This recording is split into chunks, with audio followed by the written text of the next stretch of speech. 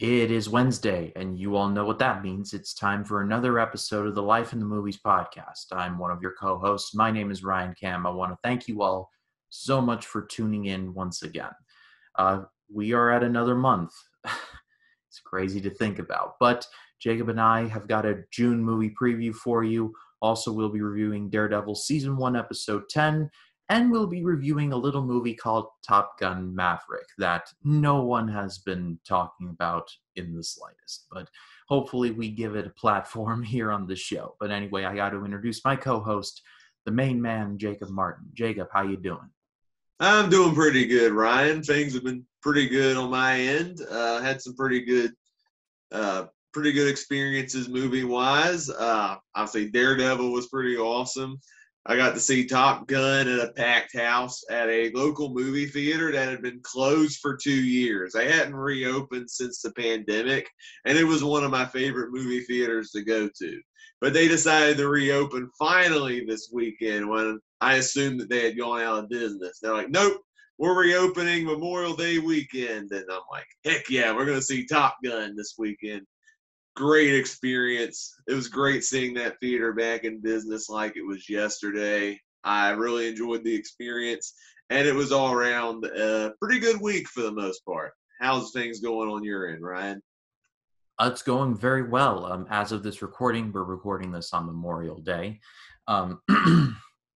As of this recording, I am officially less than 2 weeks away from going to see Rachel in Utah, where I'll be doing my swim. I'm like, the excitement has it's pretty much peaked at this point. I don't see how I can be any more excited to get over there. I want to go over there now, but I know I have to wait a few more days, but that's perfectly fine. I'm just psyched to go. We're already talking. We've already made a ton of plans.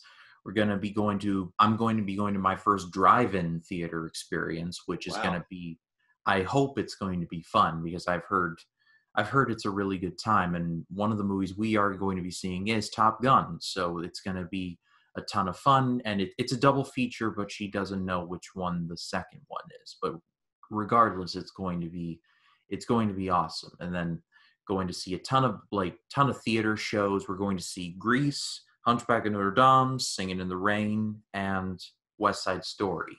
So it's going to be a busy but fun week. I'm incredibly looking forward to it. Yeah, that definitely sounds awesome. I've been to quite a few drive-ins in my life, and they are a lot of fun.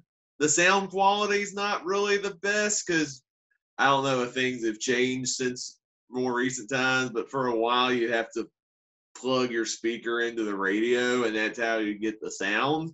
And a lot of times the sound quality is not the best, but it's still a really cool experience to sit in your car outside at night watching some pretty good movies. I'm really excited to hear your experience with Rachel. You know, I'm really heavily considering maybe making like a vlog of it or something, but I've tried making vlogs before, and they just never worked out super great. But I'm just in a vlogging mood, so I think I might take the camera along and shoot some footage and put something together at the very end. That sounds like a great idea, because I would love to see the stuff you and Rachel do on during your time in Utah. I think that'd be an awesome thing to share. Yeah, absolutely. Well, it just came into my head. We almost moved on without acknowledging some very sad news. We lost Ray Liotta some time ago, and I think that's just a very crushing blow. Ray Liotta was a fantastic actor. Of course, we all know him from Goodfellas, which is, one of the finest movies ever made. But I first was introduced to him as Shoeless Joe Jackson in Field of Dreams, one of the best baseball movies ever. And one of my favorite lines of his was his jab at Ty Cobb. And I can't remember the full thing off the top of my head, but it's a really good line. And just Ray Liotta, he just seemed like a genuinely cool person, just from all the interviews I saw from him. And just, it sucks. It really does. But but I learned that he actually passed away in his sleep, which, considering death is an overall bad thing, but considering dying in one's sleep, it's not the worst way to go out, if that makes any sense at all. In the words of Jack Lemmon from Grumpy Old Men, lucky bastard. But Ray Liotta, may he rest in peace. Super big sky point up to him. Anyway, Jacob, you got anything to add? Yeah, Ray Liotta, I really liked him in Goodfellas. I think that's the movie we all know him best. Actually, what's crazy is when he passed away, I actually forgot he was in Field of Dreams. So when people said, "Oh man, he was good in Field of Dreams," I'm like, "Oh man, I forgot he was in that movie." It's been quite a few years since I've seen that movie, but that makes me want to revisit it to see, how good he was in that movie. Because I remember Kevin Costner and James Earl Jones, but for some reason I forgot Ray Liotta was in it. I will say I'm probably the most nostalgic as far as Ray Liotta goes for his pretty funny cameo in B Movie, as bizarre of a movie that is. That cameo gets a great laugh out of me because he's playing himself, and I love that little jab. This isn't a good fella. This is a bad fella. It's such a strange movie, but I love his cameo. He will be greatly missed. I think he had filmed one movie that Elizabeth Banks is directing that's supposed to be coming out next year with the strange title Cocaine Bear. And that makes me intrigued to check the movie out because it's possibly Ray Liotta's last performance. Ray Liotta will be missed. I greatly enjoy whenever he did show up in a movie. And, you can't go wrong with Goodfellas. That's one of his best movies for sure. Yeah, one of the greatest opening scenes in movie history is in Goodfellas, where you see Ray Liotta and Joe Pesci and them drive out there. They open up the back, you see the body there, and Ray Liotta looks up at the camera, and you hear him voiceover saying, "As far back as I can remember, I always wanted to be a gangster." Boom, into the movie. It's just such a fantastic opening, like 30 seconds. It's one of the best ever. But like I said, may he rest in peace. The movie world will not be the same without Ray Liotta. So anyway, it's not easy to transition out of that, but let's give it a shot anyway. Jacob, I don't know if you heard, but there's this movie out called Top Gun Maverick. It made a few dollars at the box office. Some people are talking about it. Oh no, wait. It's pretty much been inescapable. Like you can't throw a rock on social media without hitting something related to this movie. I mean, everybody loves this. Even the most cynical critics that I look at sometime have to begrudgingly acknowledge, yeah, it was pretty good. And like you said, you saw it at your local theater. It was packed. I saw it in my local theater. It wasn't necessarily packed. There were a lot of cars in the parking lot, and I'm pretty sure a lot of them were seeing this movie. And not only has this been financially successful, I have yet to see a movie this year with as many positive reviews as I have seen. And I've just added to the chorus of noise. I've got an entire review on the channel now if you would like to check that out. So I'll throw it to Jacob. Jacob, what did you think of Top Gun Maverick? I have a feeling it was very good. Yeah, it was very, very good. And that's saying something because I've never been the biggest fan of Top Gun. Like, it's a good 80s movie. I'm not sure if it's a great movie, though. Like, you go the original Top Gun for, like, the 80s cheese, the soundtrack. It didn't have the best story. And so when they announced this sequel, how are you going to make a Top Gun sequel when the first movie is just a thing in the past? I was so skeptical for the longest time that this was going to be a good movie. But then I started seeing all the trailers. I heard that Tom Cruise and all the actors actually trained to fly these fighter jets to make it as realistic and practical as possible. When I heard they were doing all practical action, I was like, this movie's actually going to be good. I'm going to watch it just to see the practical action. I was not disappointed. I thought this was a great sequel. I thought it did a fantastic job of doing all the things that made the first Top Gun work, with the fantastic aerial sequences, pretty good soundtrack, all the nods from the first movie. I guess some of the cheesier aspects, like they do recreate the volleyball scene, for instance. but with football instead. But the thing I love the most about this sequel, yes, the action is great, but it's a fantastic character story as well. Like you focus on Maverick as he's older. He's pretty much the same character, but he has a lot more regrets in life. And I think seeing an older Maverick, still being the Maverick that he was, but living with a lot of grief and regrets, and he's struggling to forgive himself, especially with what happened with Goose. I mean, it actually does elevate the story in so many ways, especially when we're dealing with his son, or Goose's son, played by Miles Teller. That whole dynamic was amazing. I even love the way the movie set up the action in here. One of my issues with the original Top Gun was that it was mostly a training movie where characters just joke around all the time. And you don't really get a threat until like the last 20 minutes in the movie. And by then it's like too little too late for me to care. In this movie, they actually set up the threat early. And the characters are training for their mission. Maverick picks his people, and you have the mission in the end. And I felt like that was a better way to set up the conflict of the story and make it an exhilarating thrill ride at the end. The climax, the third act, was very visceral. A funny story I got to share. What's strange is I dozed off at the end. Normally that doesn't happen in theaters. As the story was intensifying, I struggled to stay awake. The scenes I did see was awesome. I saw enough to where I was like, I followed the story very well.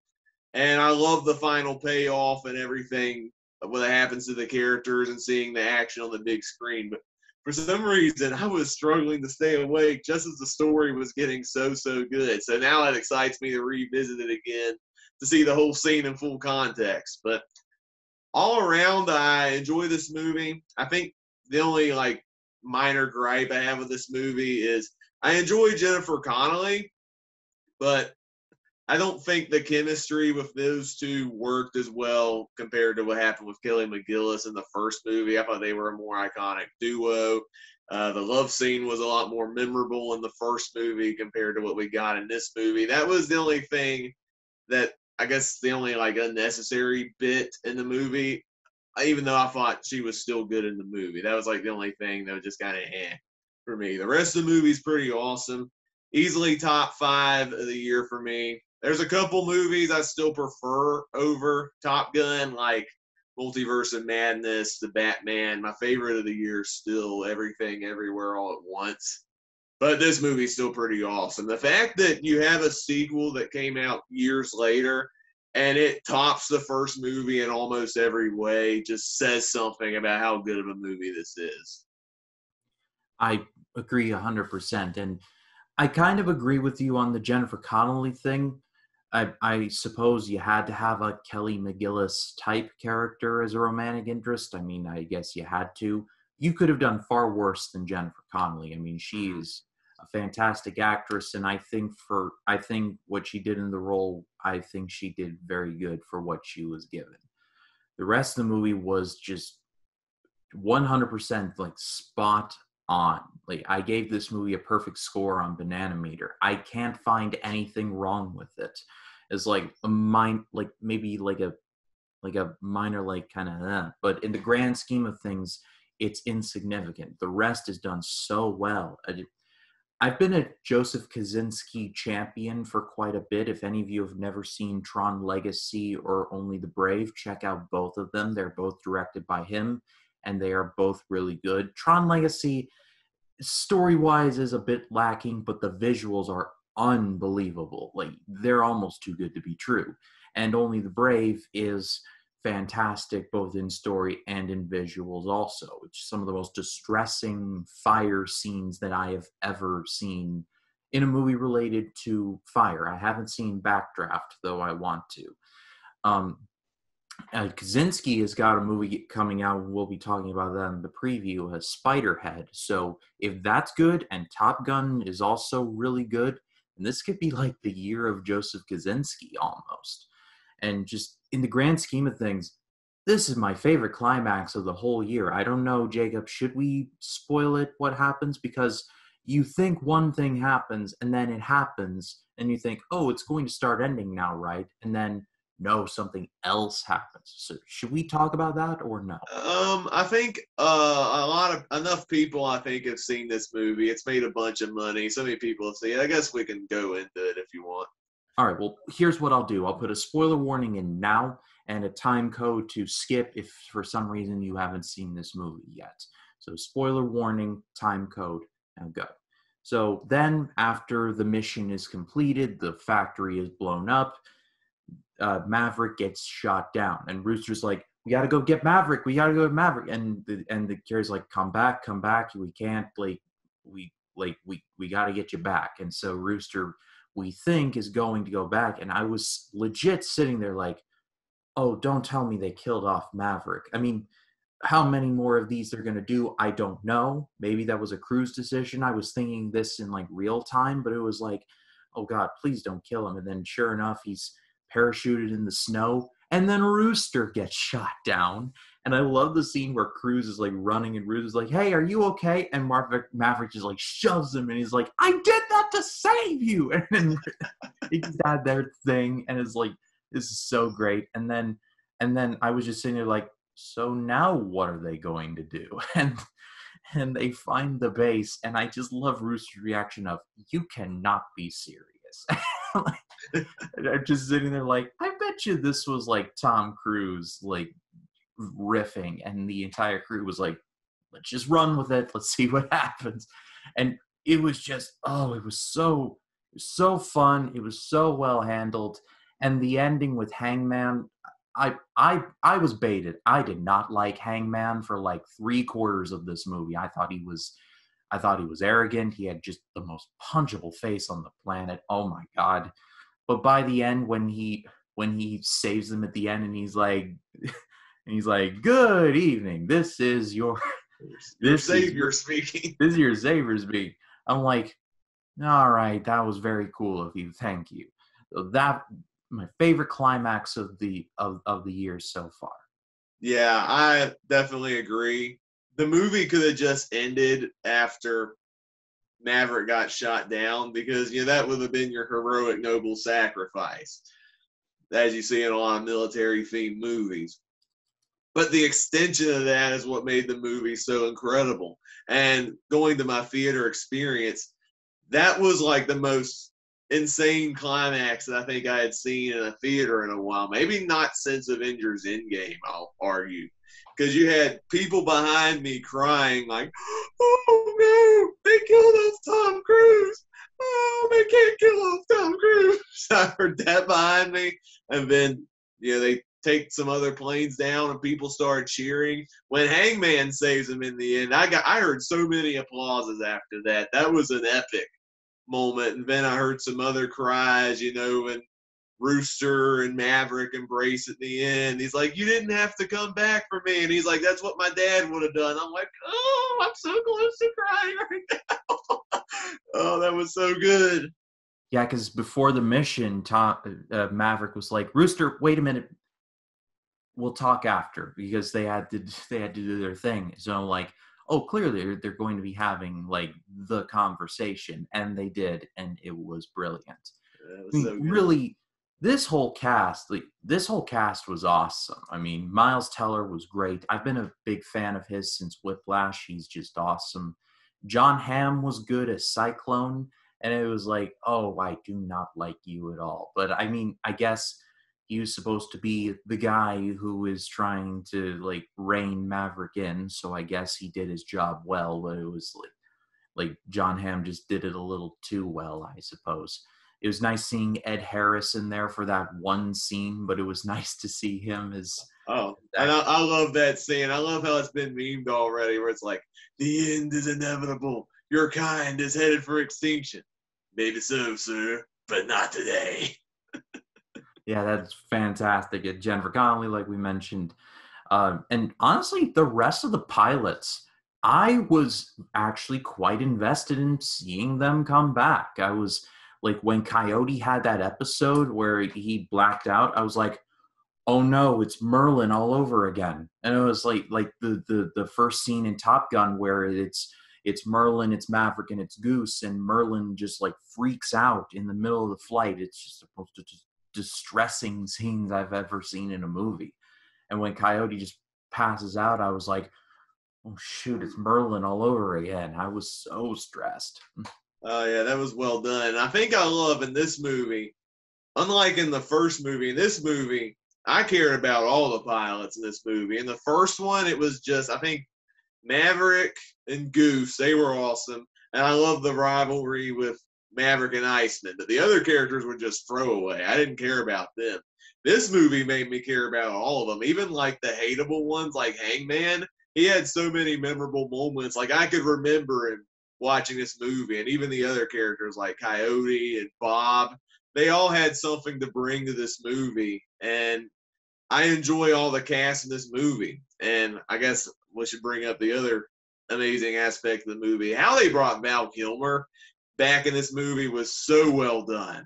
Like considering what Val Kilmer's been through the last few years dealing with throat cancer, I thought it was really neat how they integrated that into the movie, how that was a struggle for Iceman as a character.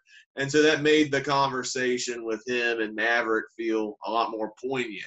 And I love how Iceman was used as a way to help motivate Maverick to help face the demons that he's had so that he can, succeed in this mission. I thought that was one of the most emotionally amazing character sequences in the whole movie.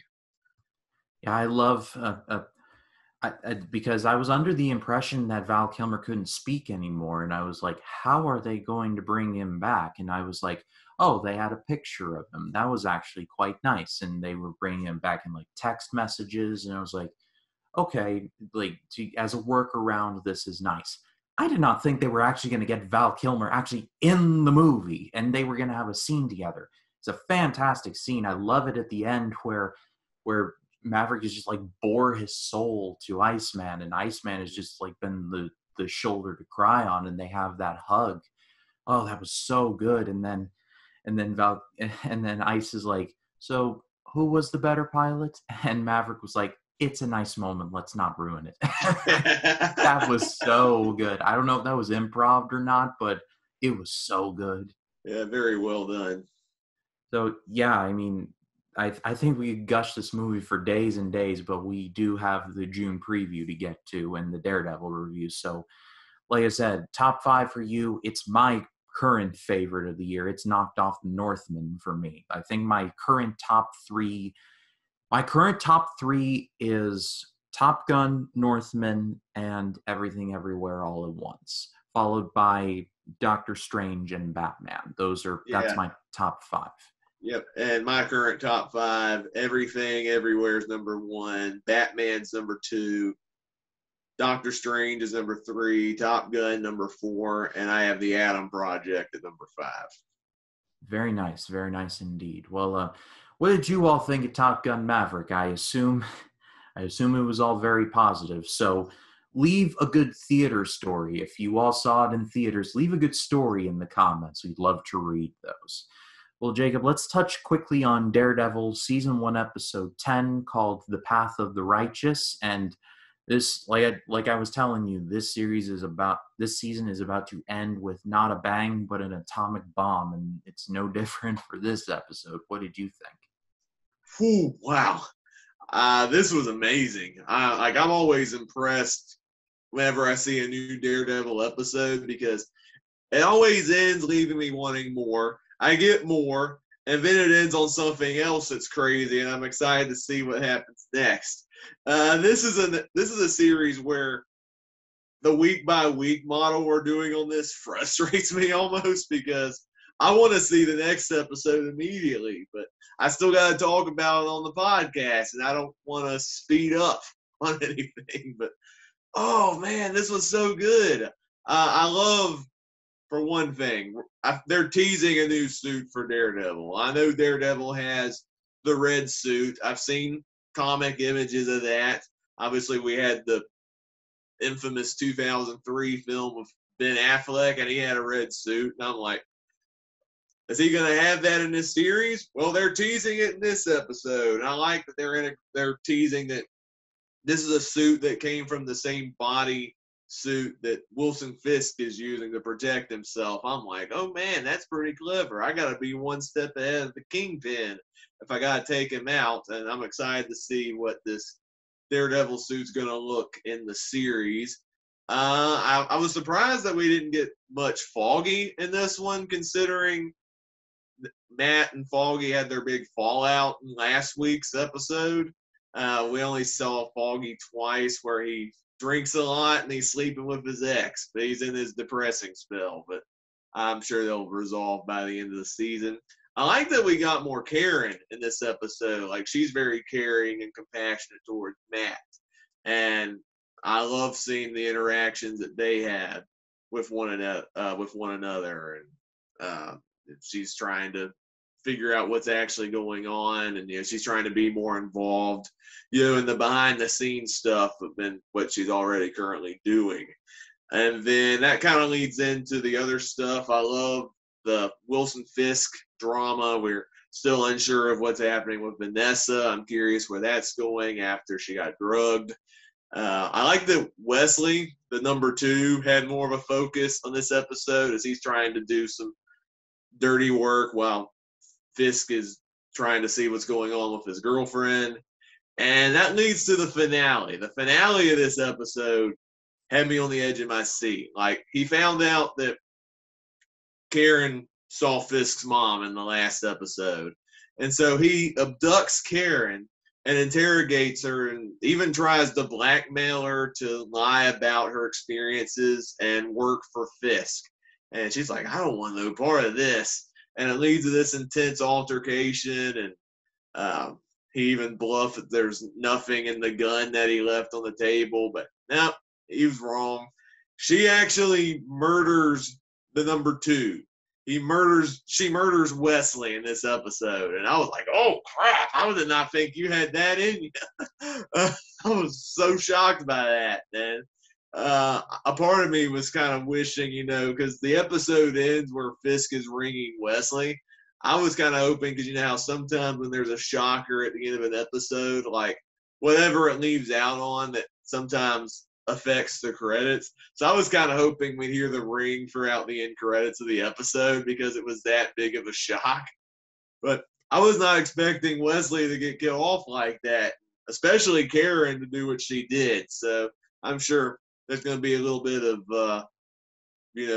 trauma after that incident, because that's against character for her. I'm excited to see, I think we're, 2 episodes left, I think, in season 1, and I'm excited to see where this is going to continue. I'm loving this series. Another good episode.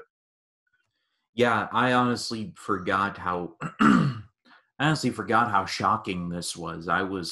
Because I had seen both season 1 and 2 before, but it had been a really long time. So I'm essentially watching this with new eyes, and I'm like, oh, that looks familiar, but it's also kind of without the context. It was legit, like, whoa, like when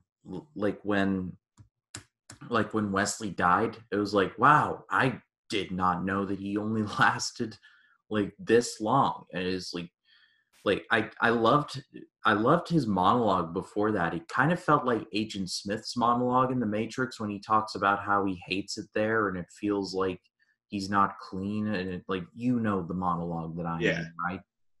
Yeah. And I just, like, Deborah Ann Woll is just so good in this show. Like, she however good you think she is better, if that's fair to say.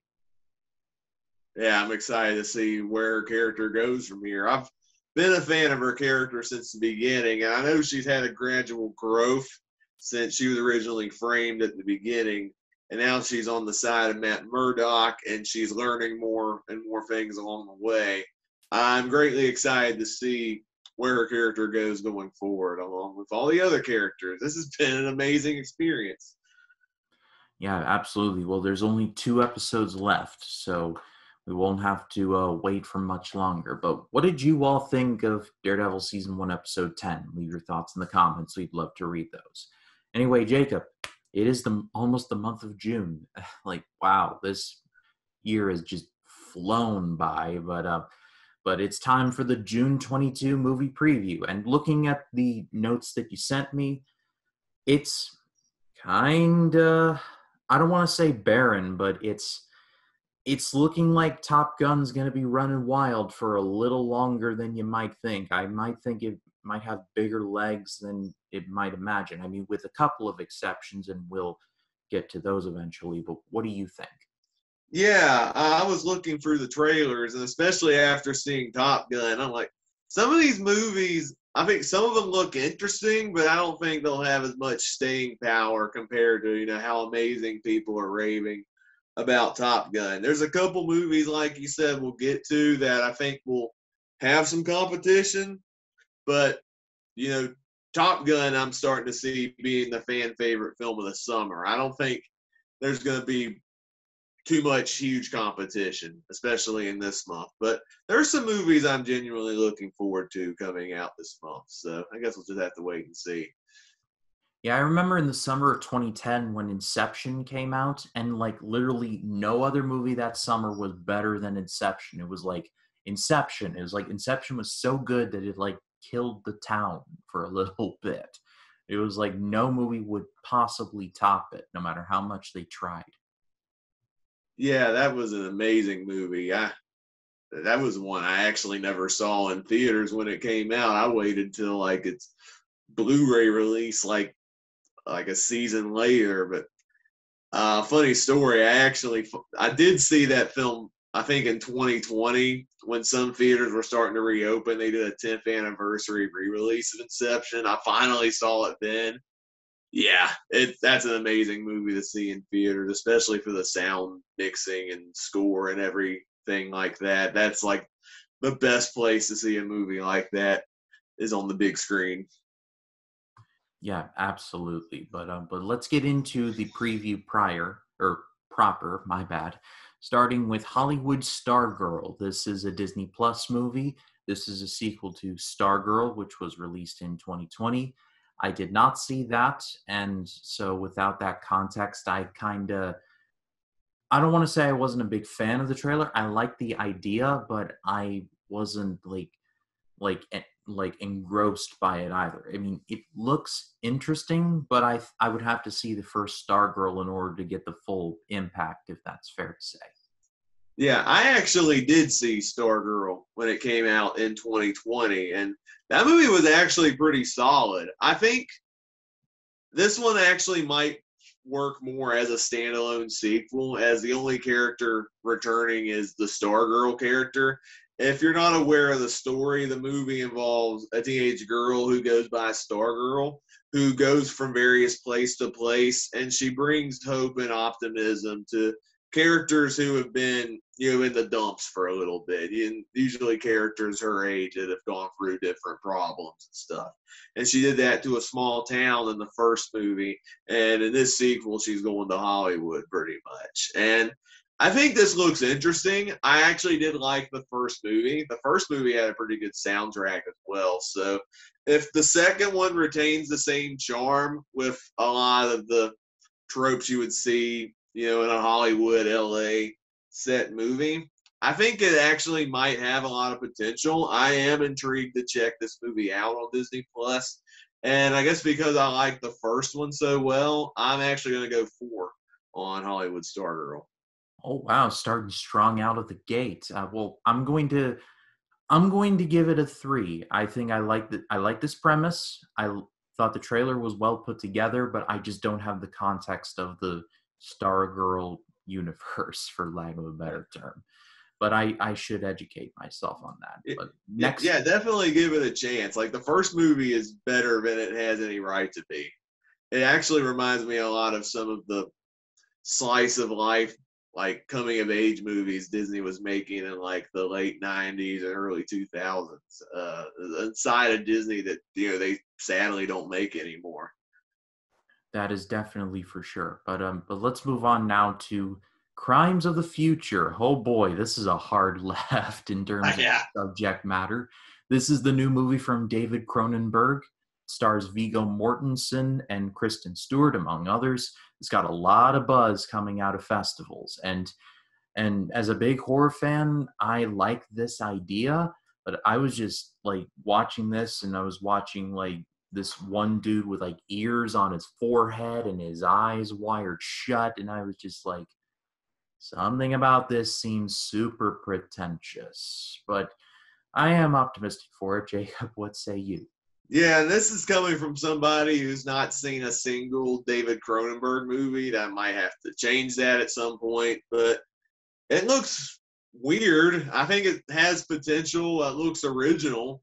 Some of the visuals look pretty creative, and I'm intrigued by the actors that he chose for this movie. Vigo, Kristen Stewart, they're good actors, but I'm not fully sold on it yet. It looks like more of a style over substance movie from watching the trailers, and those movies tend to turn me off fast. But if the premise works, it might not be too bad. But considering I haven't dived into Cronenberg, I'm not sure this is going to be the movie that I want as my introduction to this director. So I guess optimistically, I'd go 3 on this one.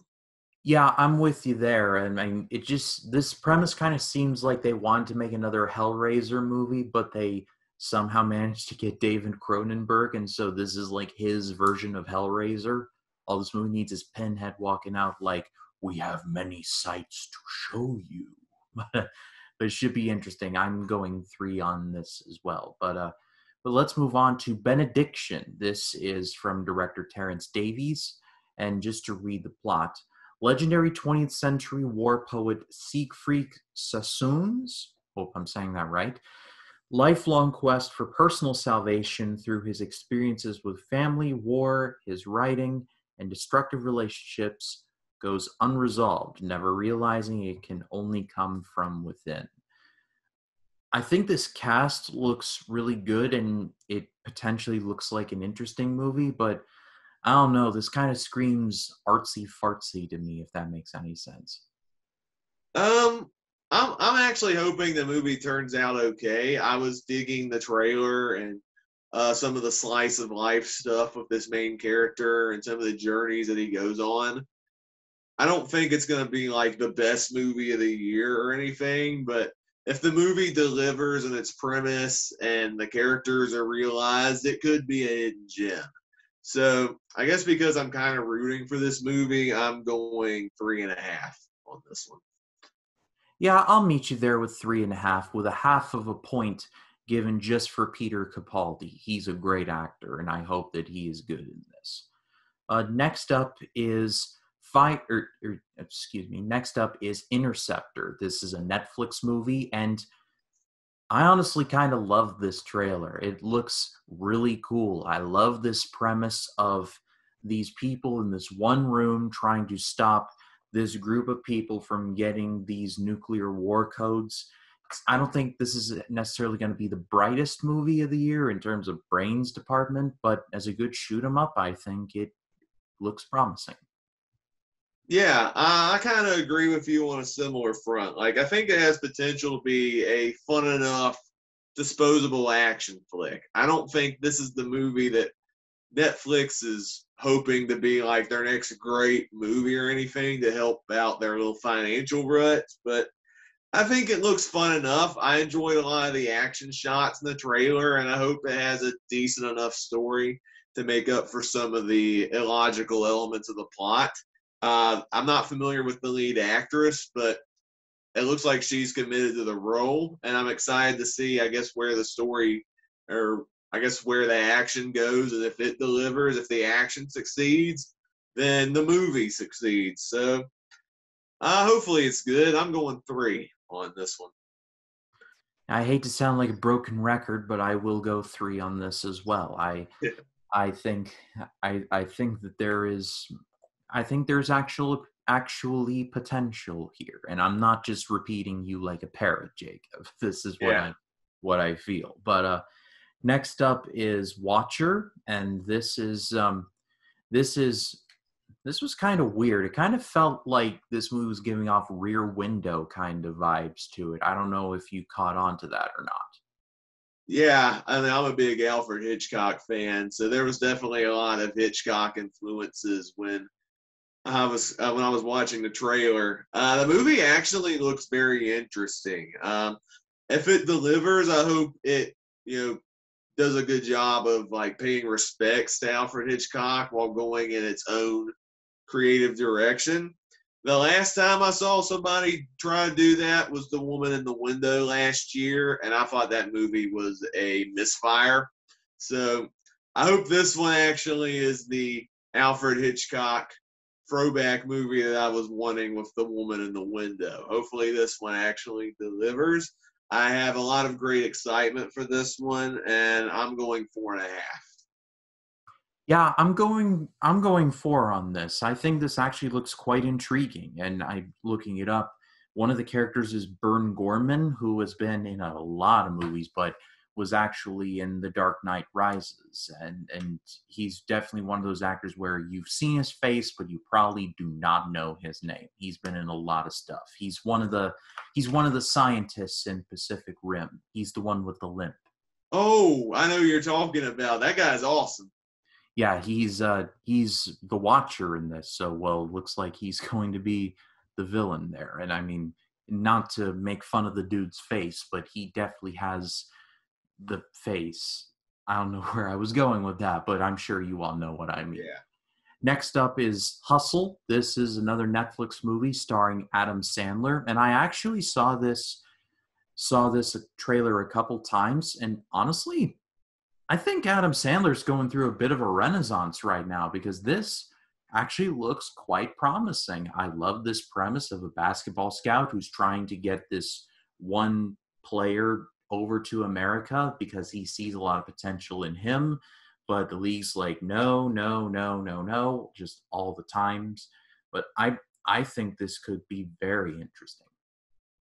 I agree. Considering a lot of Adam Sandler's comedies don't do it for me, especially like his lowbrow base level ones. It's exciting to see Adam Sandler take a renaissance in his career, especially even though I wasn't the biggest fan of Uncut Gems, Sandler was still great in it. He committed to his character, and I loved his performance. And I'm hoping Hustle is a film where I love the performance and the story around it as well. I wasn't the biggest fan of the story in Uncut Gems, but if this movie has a great sports type story with Adam Sandler in the front and center of it, I think this film could be a great win, not just for Sandler's career, but also for Netflix as well. So I'm going 4 on this one. I'm going 4.5. I think this looks great, and I hope that it is great.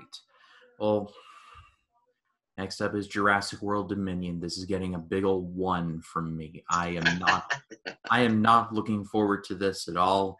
If you've all been paying attention to the channel, I've been covering every Jurassic Park movie. I've finished Jurassic Park 3. I have to cover the world ones now. And I don't think I can bear to do it, but I'm going to do it anyway. These movies are terrible. I have no reason to think that they are going to be any better with Dominion. Even with the addition of Dr. Sattler, Dr. Grant, and Dr. Malcolm, I just don't see this getting any better. I'm just glad these movies are coming to an end. In the words of Kylo Ren, let the past die, kill it if you have to. Yeah, I'm going to respectfully disagree with you on that. I've actually enjoyed the Jurassic World movies. They hold no candle to the original two, but as dumb, fun, popcorn blockbuster movies, I think they're a load of fun. I'm excited for Dominion mainly to see everybody in the same movie, not just the Jurassic World cast, but the original actors as well. Even though I was not a fan of like the where Fallen Kingdom set up the Dominion story, I thought was handled pretty poorly. The idea of dinosaurs roaming around the entire world is still an amazing premise, and I'm excited to see what they're going to do with it at the same time. So I definitely get why you're not a fan of these movies because, let's face it, some of the plot threads have been pretty dumb, but I enjoy these type of movies, and I'm excited to see what they're going to do with this premise and bringing all these characters back together. I am naturally excited to see this conclusion, as ridiculous as it may be, Call me crazy, Ryan, but this is one of my most anticipated movies of the month. I'm going 5 just because of my excitement levels. As my co-host and my friend, I will respect your opinion, but I'm sorry, I just can't. I can't with these movies. I mean, literally, the ending of Fallen Kingdom almost keeps me up at night. This little girl letting loose these friggin' dinosaurs into our world under the rationale of they're like me, so they deserve to live. Yeah, that didn't make sense at all. That the cloning plot line was pretty dumb too. I'll give you that. But I like the idea though of these dinosaurs in the human world everywhere. You don't know when the dinosaur is going to come up and attack you. Like, there's a good idea there. They could have built it up better. But I'm excited to see what's going to happen at the same time. It's like a double-edged sword. It could be really good or really bad. I guess we'll just have to find out June 10th. I'm going to read this quote from Billy Madison. What you have just said, and I'm not talking about you, I'm talking about the girl. What you've just said is one of the most insanely idiotic things I have ever heard. At no point in your rambling, incoherent response were you even close to anything that could be considered a rational thought. Everyone in this room is now dumber for having listened to it. I award you no points, and may God have mercy on your soul. Let's move on now. Okay. Let me get the list back up. All right, next up is Jennifer Lopez Halftime. This is yet another Netflix movie, and it's a documentary about Jennifer Lopez, and it centers around her at the now lauded halftime performance at this past year's Super Bowl. And I would be lying if I said that I knew a lot about Jennifer Lopez in terms of like her music. I know a few things, but I respect the hustle, the hustle that she has given in her music and her acting. She's great in the movie Hustlers. If any of you have never seen it, I highly recommend that. So I think I'll give this a 3.5 just for the sake of I respect Jennifer Lopez, and I'll be checking this out. Yeah, I'm kind of in a similar boat. I'm not like the biggest fan of Jennifer Lopez, but I do respect her as an artist and as, businesswoman and everything, like, and all the things she's done, actress and everything. I think if you're a fan of her, this is definitely a must watch. I'm, I guess, more of a casual enjoyer of her music, so I'm not as like super hyped on this one, but it looks pretty good from the trailers, so I guess I'll go 3 on it. All right, well, next up is Father of the Bride. This is an HBO Max exclusive, and this is a remake of a remake of a remake. This is yet another version of Father of the Bride, and the Steve Martin one is actually a remake of the one starring Spencer Tracy, so it's a remake times 2 or 3.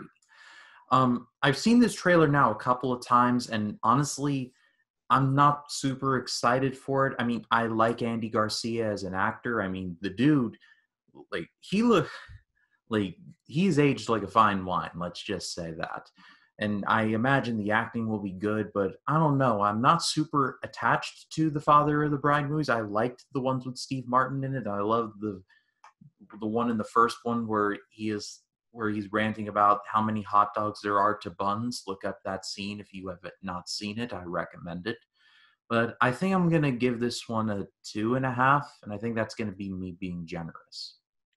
Yeah, I have no connection with the Father of the Bride stuff. I have not seen the Steve Martin one until I saw your recent live chat with Rachel on the Rachel's Hidden Gems podcast. I didn't even know the Steve Martin one was a remake. So I know next to nothing about the world of Father of the Bride. I think the only thing I've remotely seen of Father of the Bride is when they did that like charity type special they did in 2020 where they called it Father of the Bride 3-ish, where they made people believe it was an actual third movie, but it was actually the characters interacting during the COVID pandemic, and I thought it was pretty cringe, to be honest. I wasn't a big fan of that.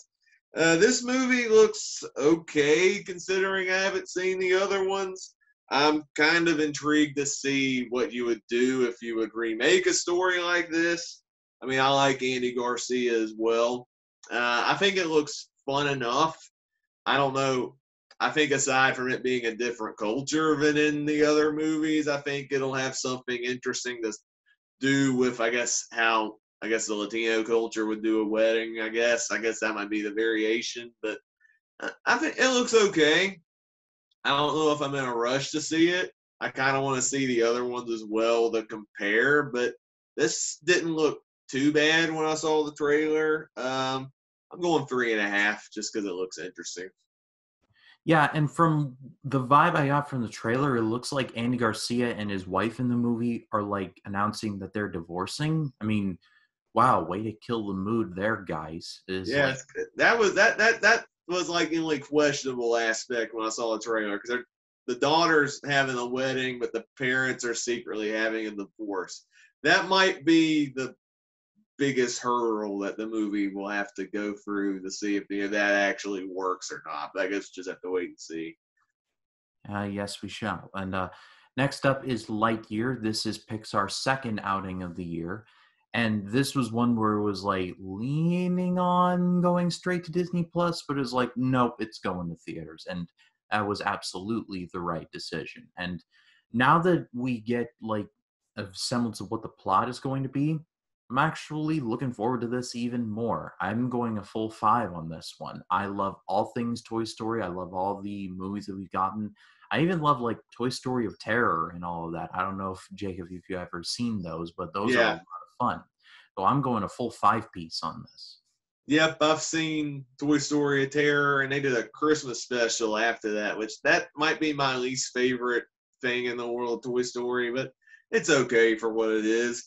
Lightyear, on the other hand, I agree, Ryan. I'm going 5 on this one just for the fact that I love Pixar, and the fact that after 2 years, we're finally getting a Pixar film in theaters, and that's definitely worth supporting, because it broke my heart seeing the last 3 Pixar movies premiere on Disney Plus at home. Pixar deserves better than that. They're like the pioneers of CGI animation. They dominated, laid the groundwork for an amazing era of art form with the Toy Story and all the other amazing movies. I'm excited to see the potential of this. Like, this is like the real Buzz Lightyear and his actual mission that inspired the Buzz Lightyear toy line that we got in the Toy Story movies. I guess that's from what I got from this. I'm excited to see the potential of this movie. Like, the animation looks great. I'm excited to see this adventure. The characters look a lot of fun. Like, it's going to be fun besides Lightyear. The other characters look awesome. I'm excited to see this movie. It looks great. I'm already in love with the little cat robot and whenever he's like scanning anything, it's like meow meow meow meow meow meow meow. Yeah. Like that's awesome. Whoever came up with that deserves. I really hope, because they teased Zurg in one of the trailers. I really hope in the actual story Zurg is actually Buzz Lightyear's father. That would be the funniest thing. That would be fantastic if that were the case. But next up is, well, the other Joseph Kosinski movie that I was alluding to earlier, Spiderhead. This is yet again coming to Netflix. Netflix is having a busy month this month. Yep. And it tells the story of, in the future, convicts can get time off of their sentences if they subject themselves to medical trials. And one of them subjects himself to a trial, and, well, what could possibly go wrong with this scenario? Considering that we're getting Chris Hemsworth and Miles Teller in this, I mean, that's getting a 5 from me just off the bat of that. Yeah, I'm intrigued by this movie. I didn't even realize Joseph Kosinski had another movie in 2022 besides Top Gun Maverick. And he's a director I actually do admire. I'm not the biggest fan of Oblivion, but that movie did have some amazing visuals. Just the story I was just not a big fan of. Tron Legacy is awesome. It's so underrated. And Ryan, I do need to check out Only the Brave. to date, I think my favorite of his movies is Top Gun. I'm hoping this one is really good. I'm intrigued by the plot and the cast and just the whole plot of criminals getting medical trials. It's almost like a Clockwork Orange in a lot of ways. And I'm not the biggest fan of a Clockwork Orange because I think he went a little too far with the premise. If this one does the premise in a way that where I can enjoy it with the characters and the themes the themes it's exploring, I'm excited. I am intrigued to check this one out on Netflix because I'm now, I guess, a Joseph Kosinski fan after loving Top Gun Maverick. I went with a 4 originally when I saw the trailer, but that was before I saw Top Gun. After seeing Top Gun, I'm bumping it up to 4.5 for the Kosinski factor. Very nice indeed. I mean, at the very least, this movie's going to look incredible. Just from the trailer alone, I'm just like, wow, I want a vacation there if it wasn't used for medical trials on prisoners. But anyway, let's move on now to talk about Cha Cha Real Smooth. This is coming to Apple Plus, and this, again, like Crimes of the Future, has gotten a lot of buzz coming out of festivals, and it honestly looks like a good trailer. I mean, it looks like a good movie. Dakota Johnson's in it. I'm a big fan of her. I'm looking forward to this one. I'm going to say 3.5. Yeah, this one actually looks really interesting. I think it has a lot of potential. I like seeing some of these characters just from seeing the trailer. The movie has a lot of potential to be a good heart warmer of a story, and I think Apple Plus had a great win at the Oscars when Coda won Best Picture. If this is anything like their last movie was, if it gets Oscar buzz, I think that'd be pretty cool to help their streaming service continue to grow. So I'm intrigued to check this one out. I'll go 4 on this one. Yeah, and also shout out to Brad Garrett being the dad in this. Shout out to me watching Everybody Loves Raymond. I don't know if you've ever seen that show, but it's a really bits and pieces. Like Raymond. Anyway, next up is Elvis. This has already been getting some reviews in, and it's not looking super promising. As from the consensus I've seen, is this movie is a big loud mess, and I'm just sitting there like, it's Baz Luhrmann. You're just figuring this out now. But I am excited from this from just a style standpoint alone. And Austin Butler, like, my goodness, he looks the part. Like, I've seen pictures of Austin Butler and I've seen him in Elvis, and I'm like, how is this possible? I'm going 4.5 on this one. I mean, I'm pretty burned out with music biopics, but I don't know why. I'm just like feeling really optimistic about this one. I love the point in the new trailer where the policeman's like, "Don't you even wag a finger," and Elvis is like, that was awesome. Yeah, some of the recent music biopics have been pretty generic in my opinion. Like, I was not that crazy on Judy, and it frustrated me that Renee Zellweger won the Oscar for that when her performance was just fine, in my opinion. But there's been some good ones. I love movies like Walk the Line. Bohemian Rhapsody could have been better, but I love Rami Malek's performance. Rocket Man was phenomenal. I wish it got the Oscar buzz instead of Bohemian Rhapsody, but that's just me personally. I hope Elvis is good. I'm not the biggest Baz Luhrmann fan. As much as I love Moulin Rouge, I've said time and time again I don't care for his Romeo and Juliet movie. But I think his style does work when he does direct musicalized movies. So I'm excited to see what he's going to bring to the world of Elvis. He's one of my favorite musical artists ever. I'm loving Austin Butler's performance just from the trailers alone. He looks and acts the part, and I'm sure he's going to sing the part too. So I'm excited to see that. I'm excited to see Tom Hanks in this movie as his manager, Colonel Tom, and I'm excited to see the back and forth they had, because they clashed a lot if you know the real story. I'm so excited to see this movie. I think it's going to be an amazing stylized musical biopic. It might be a straight up musical, much like Rocket Man was. So I'm actually really excited for this one too. I'm going 4.5 as well.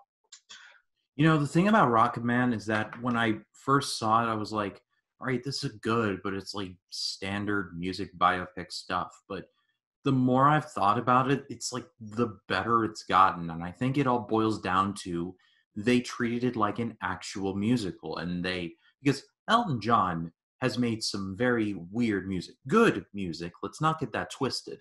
But I mean, like Captain Fantastic and like Daniel and I guess that's why they call it the blues. And like he makes out there music, good out there music, but out there music nonetheless.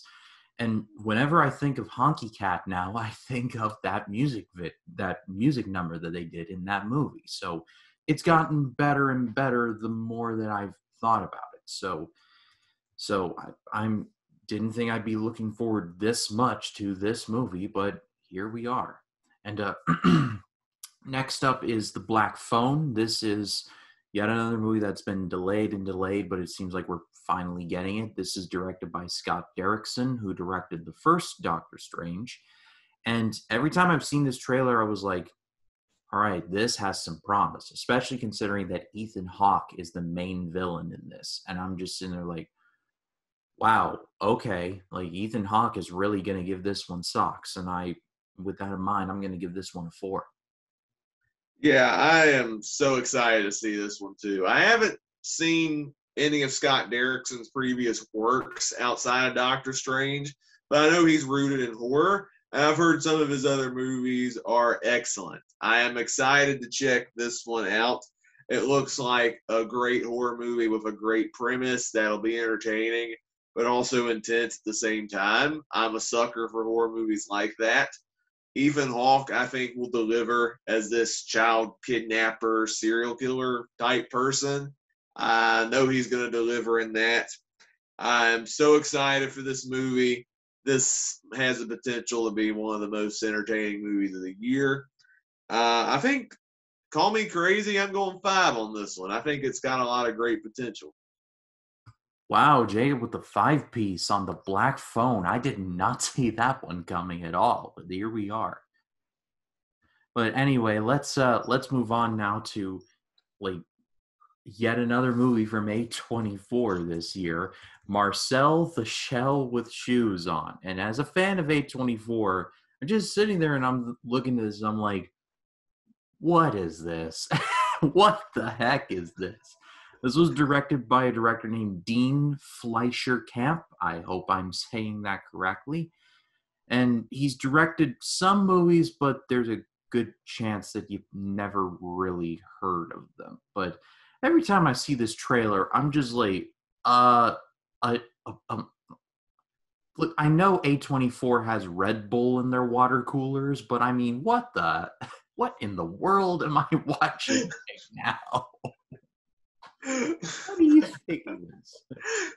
Yeah, I was thinking the same thing. Like I'd only seen the trailer when looking at the movies we're talking about, and I was at first I was so confused. I'm like, we're following a shell who walks and talks and has shoes on, is obsessed with 60 Minutes for some reason. I don't know anybody that's obsessed with 60 Minutes, especially these days with the news as toxic as it is. I'm like, what is this movie? And then the more I was watching the trailer, and it was more on, I think, the character going on a road trip to find his family, I'm like, I'm actually starting to feel for this show, honestly. So it looks like it's going to be like a weird A24 movie, but also strangely delightful at the same time. I was kind of feeling some vibes the more the trailer was rolling, and I was seeing, where I guess the story was heading just in the trailer alone.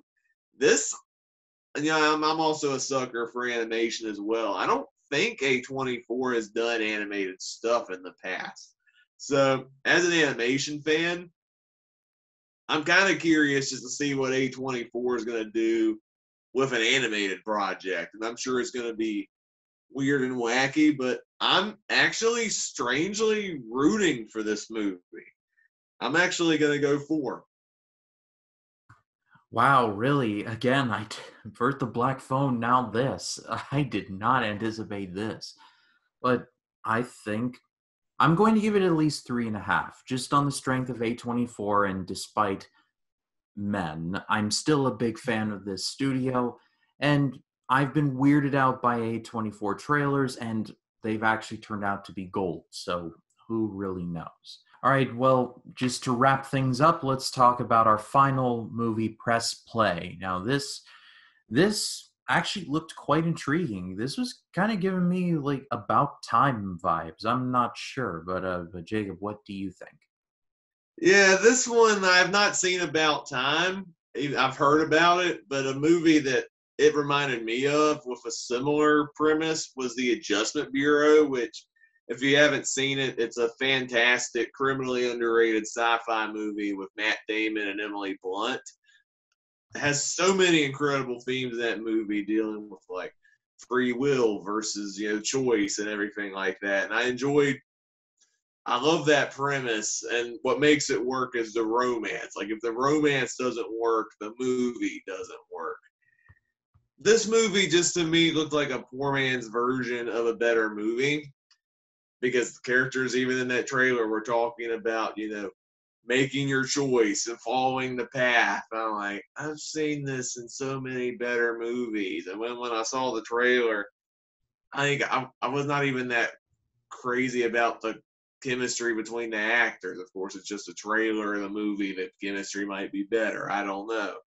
Right now, just from the trailer, I'm not feeling it unless the movie is well received and it intrigues me enough to check the movie out. Just from what I'm seeing, I'm not really getting too much out of this movie. So I'm going to go 2 on Press Play. I'm going to give it a 3. I think it looks interesting. I mean, who knows? But that's all for the June preview. There was actually quite a few that I was actually excited for, just going down the list. Just like in a bubble, I was like, I'm not so sure. But there were some where I was like, reading them off, I was like, okay, this actually has quite a bit of potential. So, what movies are you all looking forward to in the month of June? Leave your thoughts in the comments. We'd love to read what you have to say about it. But that's it. That's another episode in the books. So I want to thank you all so much for checking us out as always.